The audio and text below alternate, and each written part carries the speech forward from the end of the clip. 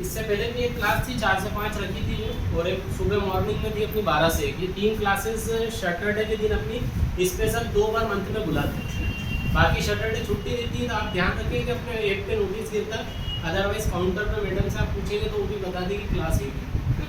तो इस क्लास में आपको थोड़ा सा कंप्यूटर से हट के चीज़ें बताई जाती हैं, और वो भी इसलिए बताई जाती है जब अपन इंटरव्यू में जाते हैं, कहीं तैयारी कर रहे हैं। जैसा कि एक वीडियो अपन ने प्ले करके देखी कि 90% नंबर कैसे लाना, तो 90% नंबर लाने के लिए भी तरीके।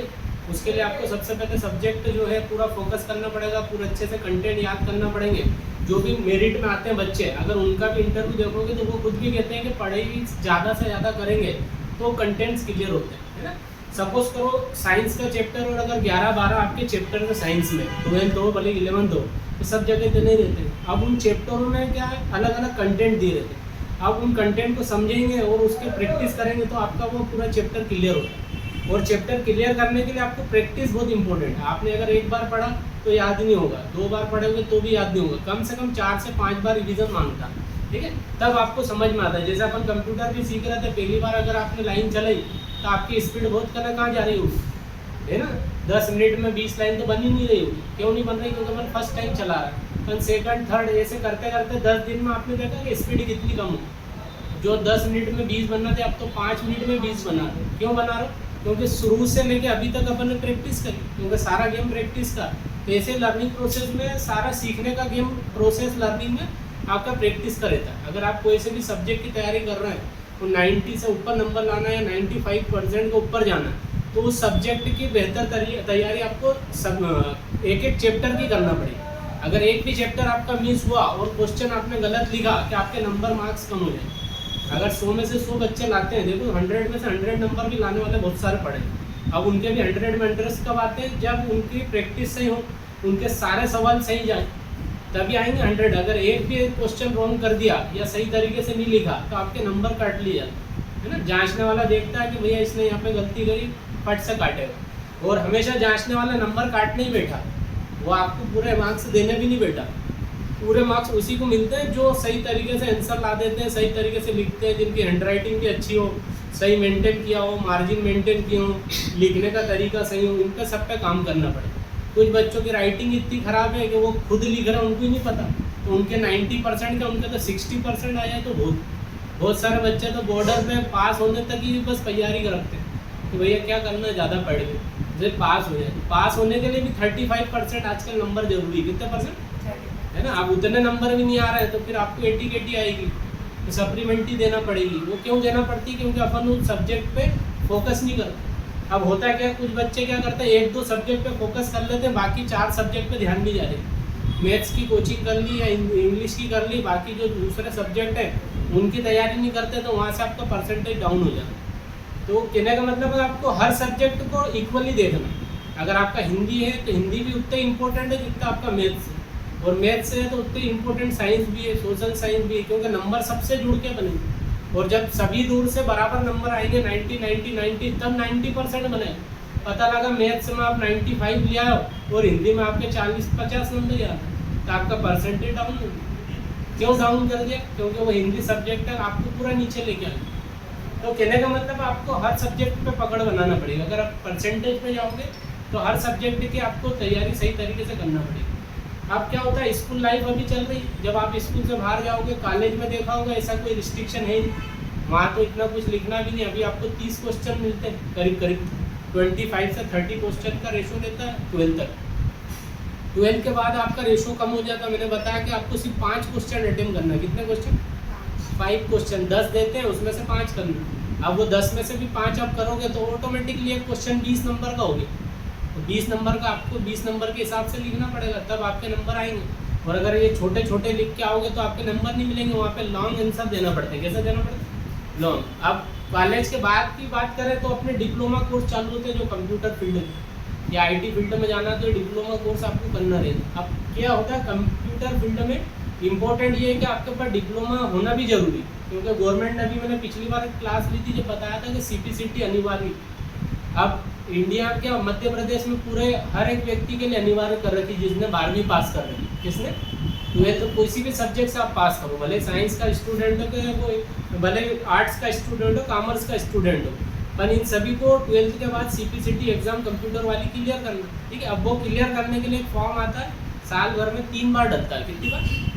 3 बार आप कभी भी बैठ सकते हैं एग्ज़ाम में, पर उसके लिए बस ये है कि आपको 12th पास होना चाहिए। तो उस एग्ज़ाम में आप जब बैठेंगे तो मध्य प्रदेश गवर्नमेंट टेस्ट लेगी, 2 टाइपिंग टेस्ट है उसके अंदर और एक है जनरल नॉलेज टेस्ट। इन तीनों टेस्टों को क्लियर करने पे एक सर्टिफिकेट आपको मिलता है और वो सर्टिफिकेट कंप्यूटर जॉब के लिए वैलिड है। क्या के लिए?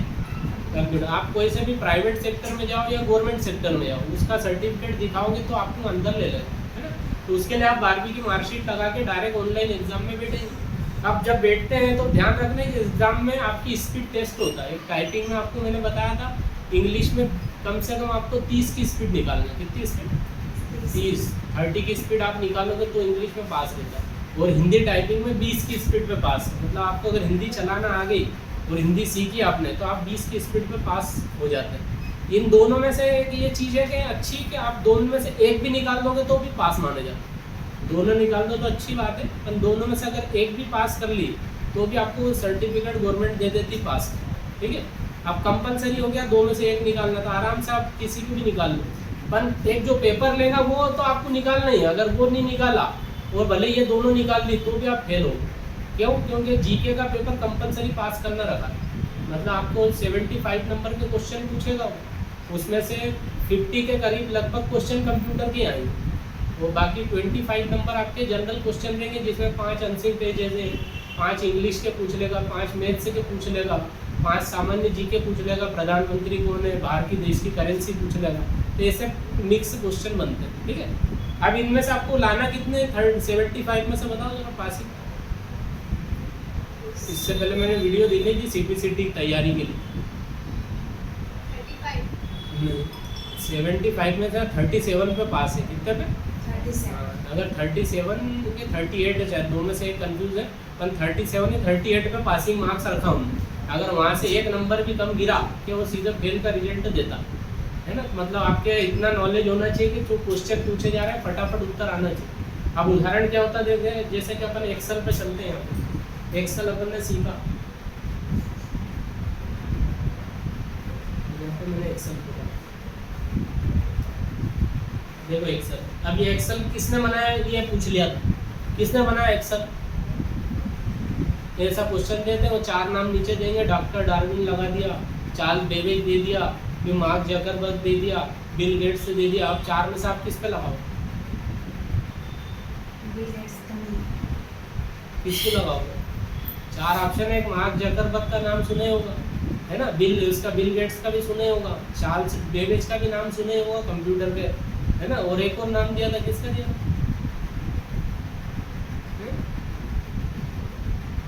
4 नाम दिया।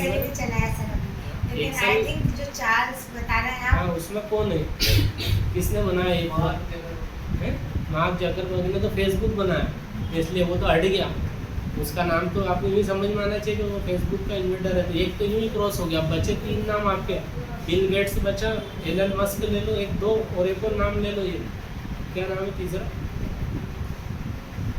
सर आप ही बताओ ना तीसरा क्या? 4 अलग अलग नाम दिए। डॉक्टर डार्विन का दिया था उन्होंने, डॉक्टर डार्विन एक हो गया, एलन मस्क ले लो और बिल गेट्स ले लो। बताओ इनमें से किसने बनाया? Gates, Bill Gates. आपके दिमाग में आना चाहिए, बिल गेट्स से इम्पोर्टेंट है MS ऑफिस में। MS का फुल फॉर्म क्या होता है सबको पता है? माइक्रोसॉफ्ट। बस कहाँ की कंपनी है ये भी पूछा था, कहाँ की कंपनी? माइक्रोसॉफ्ट।